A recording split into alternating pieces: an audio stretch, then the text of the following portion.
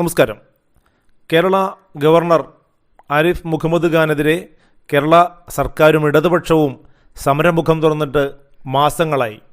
അതായത് രണ്ടാം പിണറായി സർക്കാർ അധികാരമേറ്റെടുത്തു അധികം വൈകുന്നതിന് മുൻപ് തന്നെ സർക്കാരും ഗവർണറും തമ്മിലുള്ള ശീതസമരം തുടങ്ങിയതാണ്.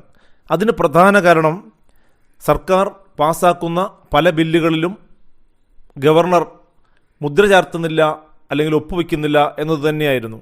പലപ്പോഴും ഇത് ഗവൺമെൻറ്റും ഗവർണർ തമ്മിലുള്ള സംഘർഷങ്ങളിലേക്ക് വഴിമാറുന്നത് നമ്മൾ കണ്ടതാണ്. അതിന് പിന്നാലെയാണ് ഗവർണർ കേരളത്തിലെ സർവകലാശാലകളിൽ കാവ്യവൽക്കരണം നടത്തുന്നു എന്ന് ആരോപിച്ചുകൊണ്ട് CPM-ൻ്റെ വിദ്യാർത്ഥി സംഘടനയായ SFI ഗവർണർക്കെതിരെ കൊമ്പുകോർത്തുകൊണ്ട് തെരുവിലേക്കിറങ്ങിയത്. പല അവസരങ്ങളിലും ഗവർണറുടെ വാഹനം തടയുകയും കരിങ്കൊടി കാണിക്കുകയും ചെയ്തപ്പോൾ ഗത്യന്തരമില്ലാതെയാണ് ഒരു ദിവസം ഗവർണർ കാറിൽ നിന്നും ചാടിയിറങ്ങുകയും SFIക്കാർക്കെതിരെ അവരെ നേരിടുകയും ചെയ്തത്. ഇത് വലിയ തോതിലുള്ള ഒരു സമരത്തിലേക്ക് വീണ്ടും വഴി തുറക്കുകയും ഗവർണറെ അങ്ങനെയാണെങ്കിൽ ഇനി ഒറ്റ ക്യാമ്പസിലും കാലുകുത്താൻ അനുവദിക്കില്ല എന്ന് SFI സംസ്ഥാന സെക്രട്ടറി പറയുകയും ചെയ്തു. അതിനു പിന്നാലെ കോഴിക്കോട് ഒരു സന്ദർശനത്തിനായി എത്തിയ ഗവർണർ കോഴിക്കോടെ ഗസ്റ്റ് ഹൗസ് ഒഴിവാക്കിക്കൊണ്ട് കാലിക്കറ്റ് യൂണിവേഴ്സിറ്റിക്കകത്തുള്ള അവരുടെ ഗസ്റ്റ് ഹൗസിലാണ് 3 ദിവസം ചെലവഴിച്ചത്. ഇതൊക്കെ വലിയ തോതിൽ സർക്കാരും ഗവർണറും തമ്മിൽ ഏറ്റുമുട്ടുന്നതിലേക്ക് വഴിയൊരുക്കിയിരുന്നു എന്ന് തന്നെ പറയാം.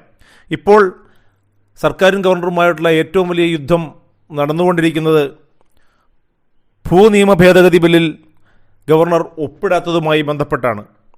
ഇതിനെതിരെ ശക്തമായ പ്രതിരോധം LDFൻ്റെ ഭാഗത്തു നിന്നും നടന്നുകൊണ്ടിരിക്കുന്നതിനിടയിലാണ് അടുത്ത ദിവസം, അതായത് 9-ാം തീയതി ജനുവരി 9-ന് രാജ്ഭവൻ മാർച്ച് നടത്തുവാനായിട്ട് LDF തീരുമാനിച്ചത്.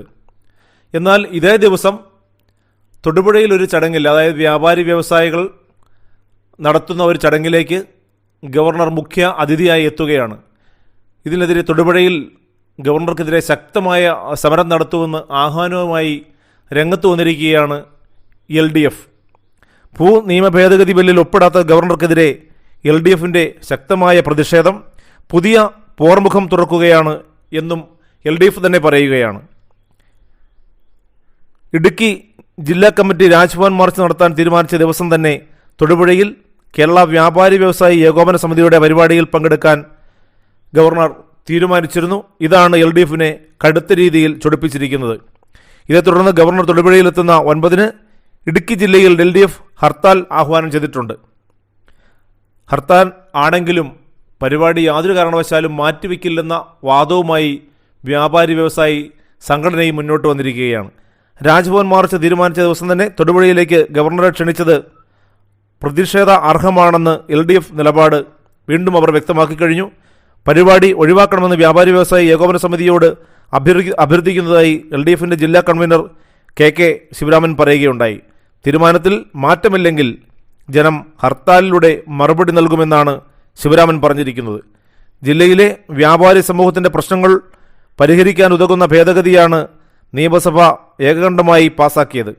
അത് അംഗീകരിക്കാത്ത ഗവർണർക്കെതിരെ പ്രതിഷേധിക്കുവാനുള്ള ഉത്തരവാദിത്തം വ്യാപാരികൾക്കുമുണ്ട്.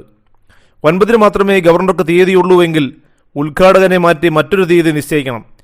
നാളെ വൈകിട്ട് ജില്ലയിൽ ഹർത്താലിന് പിന്തുണ പ്രഖ്യാപിച്ച് പ്രകടനങ്ങളും സമ്മേളനങ്ങളും നടത്തുമെന്നും ശിവരാമൻ വ്യക്തമാക്കുകയുണ്ടായി. ഗവർണറെയും വ്യാപാരി നേതാക്കളെയും രൂക്ഷമായി വിമർശിച്ച് MM മണി MLAയും രംഗത്തെത്തി. SFI ഇതേ ദിവസം, അതായത് 9-ന് കരിങ്കൊടി സമരം പ്രഖ്യാപിച്ചിട്ടുണ്ട്. കേരള വ്യാപാരി വ്യവസായി ഏകോപന സമിതി ജില്ലയിൽ നടപ്പാക്കുന്ന കാരുണ്യം കുടുംബ സുരക്ഷാ പദ്ധതിയുടെ ഉദ്ഘാടനവും ധനസഹായ വിതരണവുമാണ് 9-ന് തൊടുപുഴ മർച്ചൻസ് ട്രസ്റ്റ് ഹാളിൽ നടക്കുന്നത്. ഇതിലേക്കാണ് ഗവർണർ തൊടുപുഴയിലെത്തുന്നത്. എന്തായാലും ഗവർണറും സർക്കാരും ഇടതുപക്ഷവും തമ്മിലുള്ള ഒരു വലിയ തോതിലുള്ള സംഘർഷത്തിന് ഇത് വഴിവെക്കുമെന്ന കാര്യത്തിൽ യാതൊരു തർക്കവുമില്ല. നിലവിൽ തന്നെ കേരളത്തിൽ ക്രമസമാധാനം തകർന്നു എന്ന് പല പ്രാവശ്യം പറഞ്ഞ ഗവർണർ തൊടുപുഴയിലെത്തുമ്പോൾ എന്താണ് സംഭവിക്കുക എന്ന് ഉറ്റുനോക്കുകയാണ് ജനം.